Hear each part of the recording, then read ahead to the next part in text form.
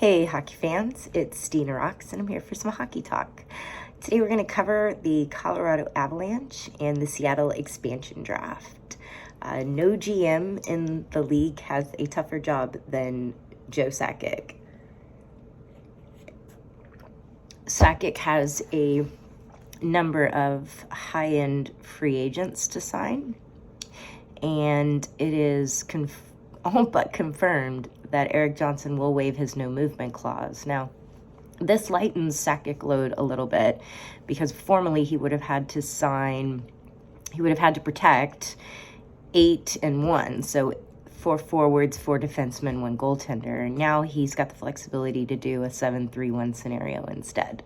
The 7 forwards are Burakovsky, Kadri, Landeskog, Yost, McKinnon, Rantanen, and Valeri Nichushkin. The defensemen, Gerard, Makar, and Taves, and Jonas Johansson, being that Dubnyk and Grubauer are both UFAs. Is there money to sign them?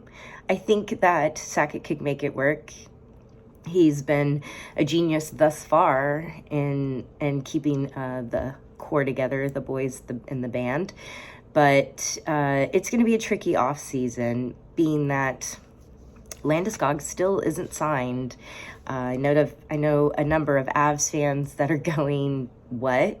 How is our captain not signed? He's been a key player since his first year with the Avalanche, and there's a mere few hours left until free agent market opens, and he's a free agent and he attracts a lot of attention. There are going to be some aggressive people interested in getting him on their team. Who wouldn't want to have him, right? But it could happen. The Rantanen deal happened at the last minute. He got 6 years, 9.25, so it could happen. I think in Joe Sakic's mind, maybe he's waiting for kind of like an offer and to see how much money he has left to spend in actuality. So let's get right down to it, who they're going to take. I've got a couple ideas. If you're like me, you're probably thinking, well, they aren't protecting JT Compher, Jonas Donskoy, and now that Erik Johnson's waived his NMC, that he doesn't have to be protected either. So Donskoy is probably my bet, just because he's not a huge player, but he's definitely been clutch for the Avs in previous playoffs. And he carries a 3.5 AAV, where Compher carries a little bit more, but he's also a little bit older.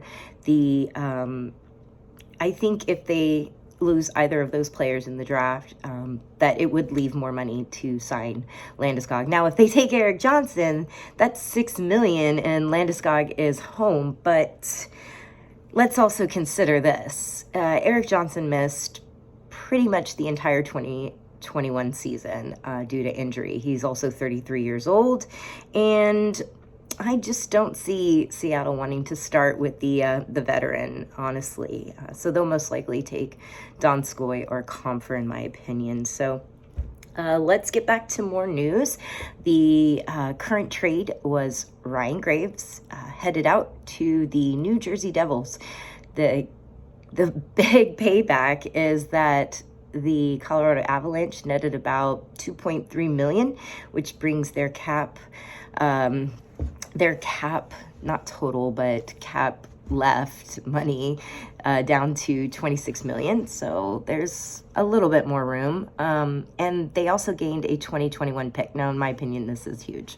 The first, third, and seventh pick were all that they had in the draft.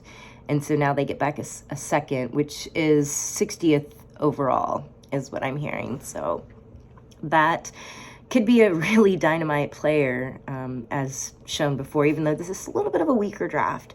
This is still a great choice, and a lot for Ryan Graves. They get back an awesome defenseman, and I mean, I liked him personally, but you got to make stuff happen, right? You got to have another pick in the draft than first, third, and seventh. Even though you're loaded with talent already and you're super deep, you still need a second round.